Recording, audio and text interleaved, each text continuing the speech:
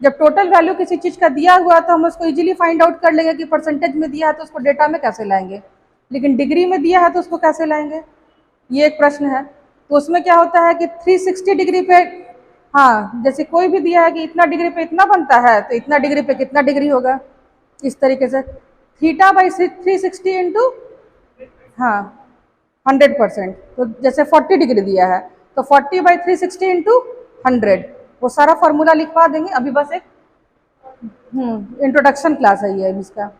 Tabulation में chart दिया रहता है, जैसे कोई भी डेटा दिया हुआ है, कृषि का दिया हुआ है, किसी एग्रीकल्चर मतलब एग्रीकल्चर का है, इंडस्ट्री का है या डेवलपमेंट का है, एक्सपोर्ट इंपोर्ट उसमें आ गया या सर्विस सेक्टर का है, तो उसका डेटा उसमें दिया हुआ है टेबुलर फॉर्म में।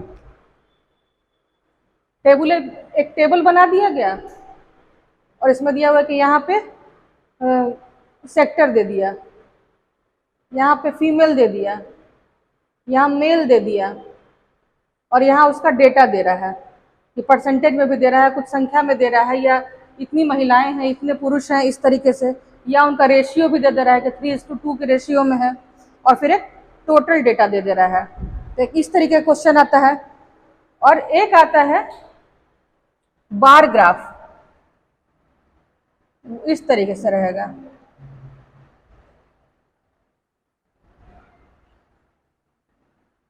ठीक है, इसको हम लोग बोलते हैं बार ग्राफ। ये होता है टेबुलेशन। हाँ, टेबुलेशन जल्दी आता नहीं है एग्जाम में, हाँ बस पढ़ लेना होता है कि कभी बाय द वे आ गया तो बना देंगे। टेबुलेशन इतना इजी होता है कि जनरली एग्जाम में नहीं आता है। बार ग्राफ फिक्स है कि एक क्वेश्चन आएगा, और बार ग्राफ आसान भी होता है कि बार ग्राफ से यदि हम बनाए तो वो फिक्स है कि इसमें 36 में 36 ही आएगा। और एक हमारा तीसरा होता है पाई चार्ट, जो कि पहले हम आप लोगों को बताएं।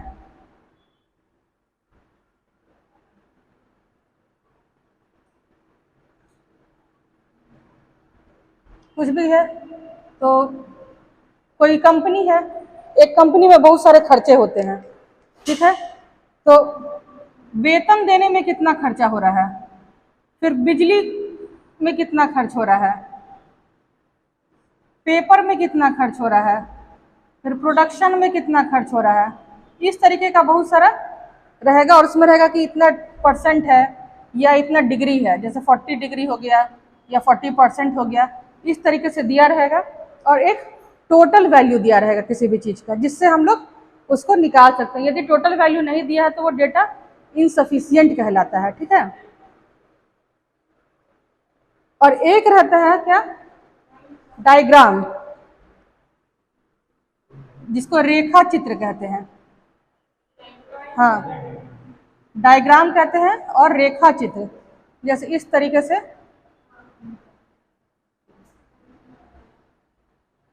दिया रहेगा।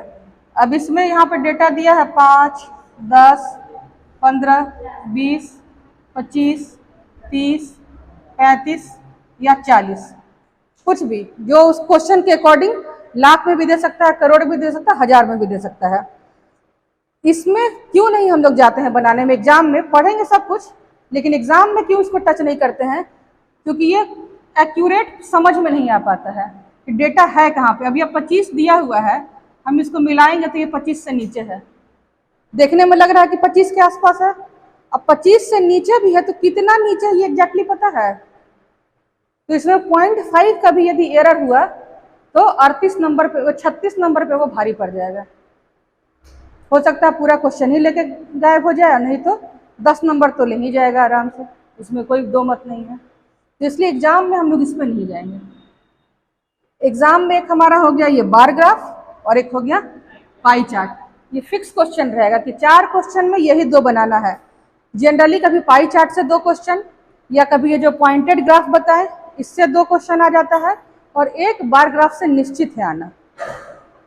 4 क्वेश्चन में कभी 2 पाई चार्ट से या 2 इस पॉइंटेड ग्राफ से, और एक बार ग्राफ। यदि दोनों पाई चार्ट आ गया तो जनरली प्रेफर करता है लोग कि पाई चार्ट ही बना दिया जाए, हाँ बच जाता है।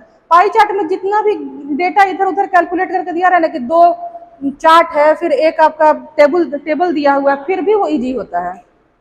बस एक बार समझ के बना लेंगे तो वो बन जाएगा। हाँ हाँ, कैलकुलेटर ले जाना होता है। इसमें practice makes a man perfect वाली थ्योरी लगती है। जितना प्रैक्टिस कीजिएगा उतना परफेक्शन आएगा। क्योंकि टाइम बना तो लेंगे सब लोग धीरे धीरे करके कि अभी कुछ नहीं समझ में आ रहा, लेकिन करते करते बन जा रहा है। तो बन जाने वाली थ्योरी पे नहीं जाना है, क्योंकि बन जाएगा यदि 50 मिनट में या 1 घंटा में। बहुत लोग का 1 घंटा में ही बनेगा। 1 घंटा में बनेगा तो एक क्वेश्चन तो आपका ऐसे ही लेके चला गया। 20-20 मिनट मिला हुआ है टाइम, 22 मिनट। 22 मिनट में 2 मिनट किसी क्वेश्चन को सोचने में, समझने में, पढ़ने में, और 20 मिनट में लिखना है उसको। तो जब एक क्वेश्चन का चला गया तो सब क्वेश्चन में हड़बड़ी। और एक क्वेश्चन नहीं, 3 क्वेश्चन लेके जाएगा। अगर आपका आईआर के पहले आता है डीआई, जो पेपर आएगा उसमें पहले हिस्ट्री, फिर डीआई, फिर आपका करंट और आईआर। आप डीआई पहले बना लिए तो डीआई में आपका टाइम लग गया ज़्यादा, यदि प्रैक्टिस उतना नहीं है, लेकिन बन जाएगा, ये विश्वास है कि बन जाएगा। तो चलो 72 में 72 पहले हम इसको कंप्लीट करते हैं। तो बन तो गया, मन तो खुश हो गया बन के कि मेरा बन गया, लेकिन समय इतना कम बच गया कि जो करंट में हमको ज़्यादा नंबर आ सकता था, 3 क्वेश्चन करंट में भी मेरा पढ़ा हुआ आ गया है, लेकिन हम उसको ढंग से और नहीं भी पढ़ा हुआ आया है तो ऐसा आ गया है कि जिसको हम समझ सकते हैं। जैसे पिछली बार आया था कोविड-19 में, जो लॉकडाउन से क्या समझते हैं, और लॉकडाउन का आर्थिक, वाणिज्यिक सब पे क्या प्रभाव पड़ा। तो यदि आदमी नहीं भी पढ़ा है तो दिन रात तो वही न्यूज़ सुन रहा है, उस पर लिख सकता है आदमी, पॉइंट बना के लिख सकता है। कुछ डेटा पता ही होता है कि अगर एग्रीकल्चर सेक्टर का ग्रोथ नहीं हुआ, सर्विस सेक्टर में उसमें फ़ायदा नहीं हुआ तो कितना घटा। तो ये सब तो इकोनॉमिक्स का डेटा है, ये सब थोड़ा बहुत भी पता है। मान लीजिए 5.8% पता है और हमको नहीं एग्जैक्टली याद है, तो हम उसको वहाँ पे 6% भी लिख सकते हैं राउंड अबाउट करके। मेंस में ये सहूलियत होती है, एग्जैक्ट डेटा नहीं चाहिए, अगर है तो बहुत अच्छी बात है। तो करंट में मार्क्स घट गया। अब जहाँ करंट में हमको 20-20 नंबर आ सकता था, वहाँ 15-15 पे काम चलाना पड़ रहा है, तो 15 नंबर उसमें भी फिर गया मेरा। तो टाइम इसमें बहुत मायने रखता है कि हर टाइम पे ही वो बने। 40 मिनट मतलब 40 मिनट, कम भले हो जाए उसमें 2-3 मिनट, कि हम 37, 38 या 35 मिनट में बना ले, लेकिन 40 मिनट से ज़्यादा नहीं। इसलिए रोज 2 क्वेश्चन बनाना है एग्जाम में, तो रोज 2 क्वेश्चन डीआई का, रात में सोते वक्त या सुबह उठ के, क्योंकि उसी समय ऐसा रहता है कि आदमी बहुत फ्रेश फील नहीं करता है। और मैथमेटिक्स का ये कहना है कि यदि मैथमेटिक्स बनाने बैठ जाएगा तो सब नींद गायब हो जाता है, तो मैथ बनाने बैठ जाइए, सारा नींद गायब हो जाएगा। तो अभी हम लोग एक क्वेश्चन करते हैं पाई चार्ट का। पाई चार्ट के क्वेश्चन लिखिएगा। नीचे 2 पाई चार्ट दिए गए हैं। एक पाई चार्ट में एक कॉलेज में विभिन्न संकायों, यानी संकाय मतलब सेक्शन में पढ़ने वाले विद्यार्थियों का प्रतिशत दिया गया है। एक पाई चार्ट में एक कॉलेज में विभिन्न संकायों में पढ़ने वाले विद्यार्थियों का प्रतिशत दिया गया, यानी विभिन्न सेक्शन में, कोई बायो में है, कोई मैथ में है, कोई केमिस्ट्री में है, कोई फिजिक्स में है, वो कहने का मतलब हुआ। ठीक है। जबकि दूसरे पाई चार्ट में लड़कियों का विभिन्न संकायों में प्रतिशत दिया गया है। लड़कियों का विभिन्न संकायों में प्रतिशत दिया गया है, यानी कि एक ओवरऑल दे दिया और एक फीमेल का अलग से दे दिया है। इन्हें ध्यान पूर्वक पढ़ के नीचे दिए गए प्रश्नों का उत्तर दीजिए। तो इसमें कुल विद्यार्थी यानी टोटल स्टूडेंट्स हैं 1800, जिसमें लड़कियां हैं यानी गर्ल्स 1200। तो ऑब्वियस है लड़के कितने हो जाएंगे, 600। ये हमारा क्वेश्चन का फर्स्ट पार्ट है डेटा में। 1800 टोटल स्टूडेंट है, 1200 लड़की है और 600 लड़का है। अब एक सर्कल बनाएंगे। सर्कल में पहले दिया है लॉ का, जीव विज्ञान विधि। जीव विज्ञान का दिया है 13%। ये क्या हमारा हो गया, बायो 13%। ठीक। फिर दिया विधि, विधि यानी लॉ ये दिया है 20%। कंप्यूटर, मैथ और पॉलिटी, कंप्यूटर 15, 5 और 35। कंप्यूटर, मैथ और पॉलिटी बता रहे हैं। मैथ का 5% और पॉलिटी में 35%। और आर्ट्स है यानी कि कला, उसमें 12% है। ये एक फिगर हो गया। और दूसरा फिगर दिया है जिसमें कि ये ओवरऑल का दिया है, ये टोटल स्टूडेंट जो 1800 है उसके अकॉर्डिंग। अब एक फिगर दिया हुआ है जिसमें सिर्फ लड़कियों का दिया हुआ है।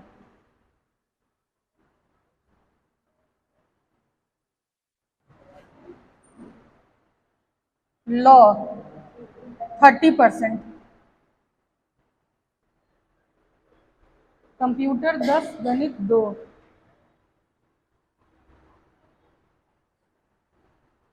कंप्यूटर 10%, मैथ 2%, राजनीति शास्त्र, कला और जीव विज्ञान कितना है? 30, 14, 14।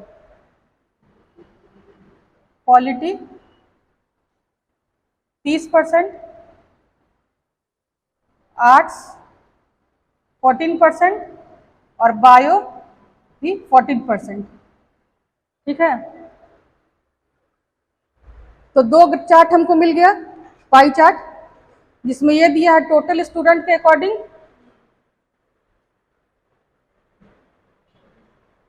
और ये दिया है सिर्फ गर्ल्स का।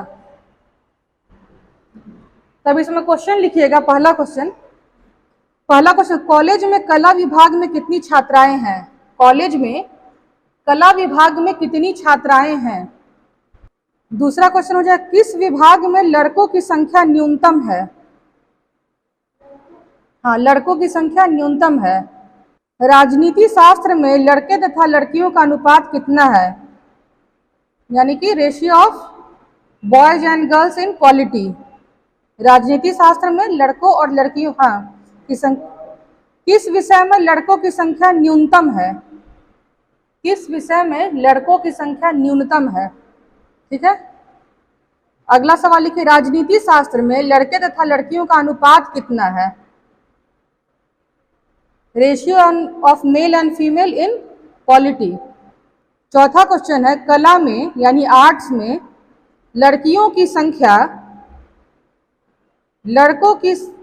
लड़कों से कितना प्रतिशत अधिक है? लड़कियों से कितना प्रतिशत अधिक, लड़कों से कितना प्रतिशत अधिक है? हाँ, आर्ट्स में। पांचवा नंबर है, पांच विषयों में से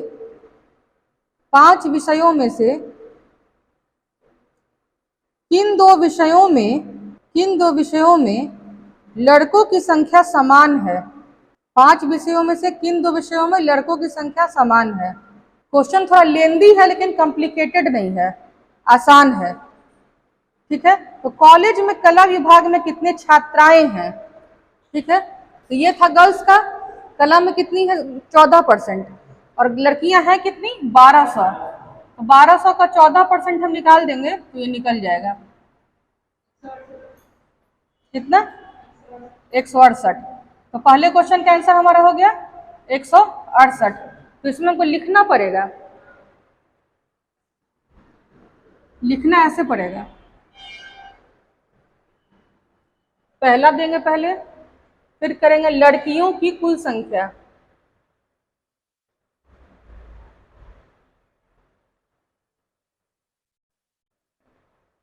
टोटल नंबर ऑफ गर्ल्स 1200। ठीक है,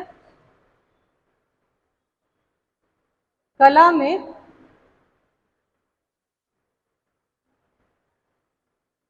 लड़कियों का प्रतिशत यानी percentage of girls in arts कितना? 14% है।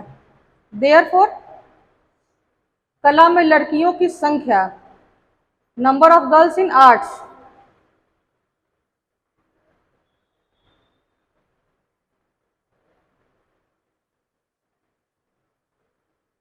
1200 गुने 14/100 यानी कि 168। ये हमारा पहला का आंसर हो गया। आंसर हम लिखेंगे और घेर के लिख देंगे पूरा। फिर से लिखेंगे अभिष्ट उत्तर यानी कि आंसर।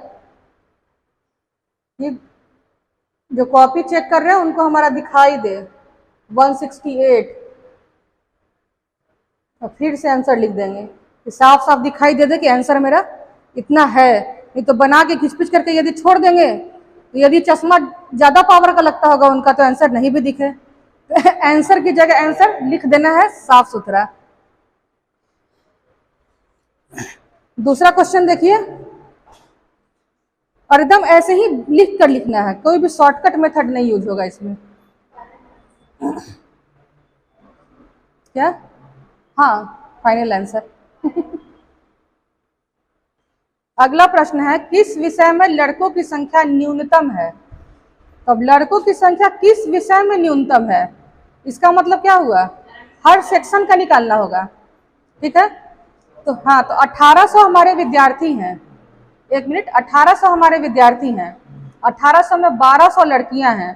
तो पहले हम हर सेक्शन में लड़कियों का संख्या तो इजी वे में निकाल लेंगे, 1200 है और लड़कियों का अलग से चार्ट पे दिया है, तो हम आर्ट्स में निकाले कि 168 लड़की है। तो जब आर्ट्स में 168 लड़की है तो लड़का कितना होगा आर्ट्स में? 1800 का कितना निकालना होगा? 12% पहले सारा निकालना पड़ेगा, और लड़की का संख्या निकाल के उसमें से माइनस करेंगे टोटल का, टोटल माइनस लड़की, तो लड़का निकल जाएगा। तो पांचों सेक्शन का अलग अलग ऐसे ही निकालेंगे। एक निकाल के दिखाते हैं और फिर सबको जोड़ देना होगा, जो हमारा आंसर हो जाएगा।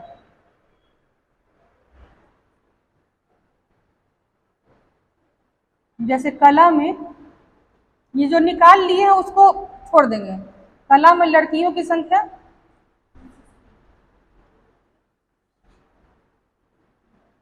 168, कला में कुल विद्यार्थी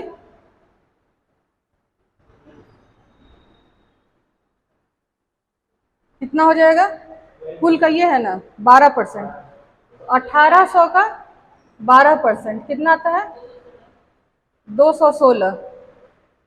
ठीक है, तो 216 में से 168 निकालेंगे तो लड़का का निकल जाएगा संख्या। देयरफॉर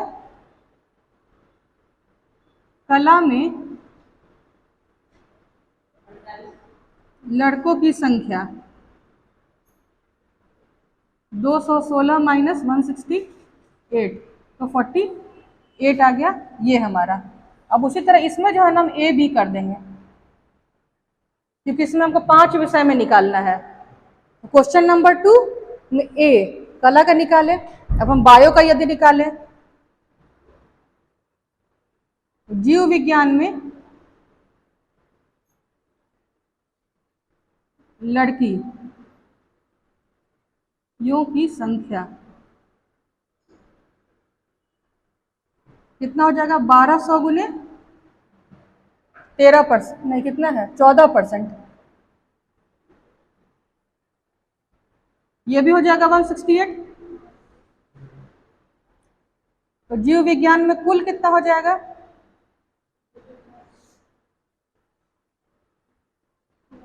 1800 गुने 13%। 1800 को 13 से मल्टीप्लाई करेंगे और फिर 168 में से माइनस कर देंगे। कोई दिक्कत? निकाले लड़कियों की संख्या।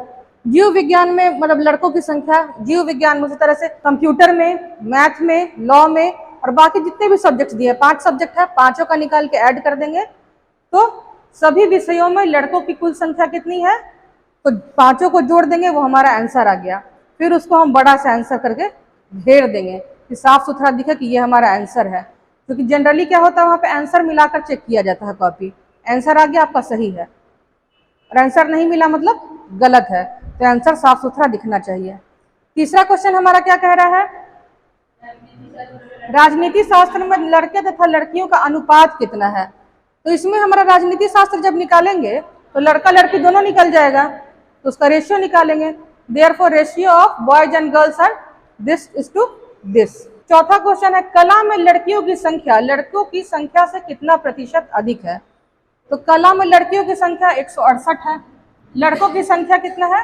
48 है। तो कितना परसेंट अधिक है? परसेंट अधिक का मतलब क्या होता है? 168 माइनस 48 बटे 48 गुने 100, ये फॉर्मूला लगाएंगे तो वो हो जाएगा। SP minus CP by CP into 100 जो लगाते हैं परसेंटेज प्रॉफिट में, उस फॉर्मूले पे हो जाएगा। नहीं तो एक और तरीका यूज करेंगे, एक ही नियम का। कला में लड़कों की संख्या 48 और लड़कियों की संख्या 216। ये पहले है कितना? 216 का x% कितना है हमारा? 48। x का वैल्यू निकाल लेंगे तो 216 का उतना परसेंट 48 है। ठीक है, लेकिन ये परफेक्ट मेथड, परफेक्ट यही है कि कितना प्रॉफिट हुआ, कितना परसेंट अधिक है, यही ना कह रहा है। तो SP minus CP by CP के मेथड पे चलेंगे, वो हमारा आ जाएगा। फिर 5 विषयों में से किन दो विषयों में लड़कियों की संख्या समान है? ठीक है, तो लड़कियों की संख्या समान, लड़कों की तो देख लेंगे चार्ट जो हम बनाए हैं अभी, और उसमें जिसमें है तो ये लिखेंगे कि उपरोक्त प्रश्न में, या हाँ क्वेश्चन नंबर दिस और दिस के अकॉर्डिंग लड़कों की संख्या इन और इन विषयों में न्यूनतम है या समान है, या जो भी पूछेगा। ठीक है, समझ में आया? अब ये ऐसा जो भी क्वेश्चन आएगा वो बन जाएगा। क्वेश्चन कुछ हम भेज देंगे क्या? ठीक है ना, कुछ क्वेश्चन भेज देंगे, कम से कम 2 क्वेश्चन, वो दोनों क्वेश्चन बनाइएगा। एक और तरीका बताते हैं, उस क्वेश्चन को भी बताएंगे नहीं, तरीका बस बताते हैं। जैसे इसमें 2 पाई चार्ट दिया हुआ था ना, तो मान लीजिए एक ही पाई चार्ट दिया हुआ है और एक हमारा टेबल ग्राफ दिया हुआ है। जैसे इसमें मेल और फीमेल का कंसेप्ट इसमें भी था कि मेल है और फीमेल है, तो इसमें भी सब्जेक्ट वाइज जैसे कि जीव विज्ञान हो गया, राजनीति शास्त्र हो गया,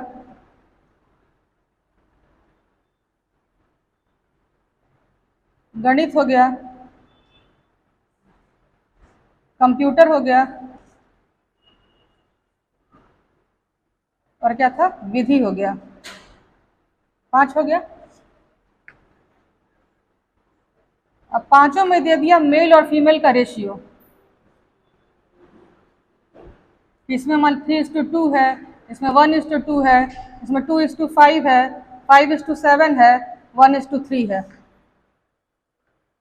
एक रेशियो दे दिया। अब उस रेशियो के अकॉर्डिंग भी जैसे पूछेगा कि जैसे एक अलग हमको चार्ट बना कर दिया फीमेल का अलग से, तो फीमेल का चार्ट ना देकर यदि ये रेशियो दे दे, ये चार्ट दे दे, तो उससे भी निकल जाएगा। कैसे निकलेगा? कि हम यहाँ पे कुल निकाल लिए, हाँ, मान लीजिए कुल विद्यार्थी 1800 में कितने जीव विज्ञान में, बायो में है, तो वो निकल जाएगा। 1800 का 14% किसमें है? बायो में है, तो 14% डेटा निकाल लिए। तो जो भी आएगा वैल्यू उसका। अब 3:2 है, तो उसमें कितने लड़के हैं?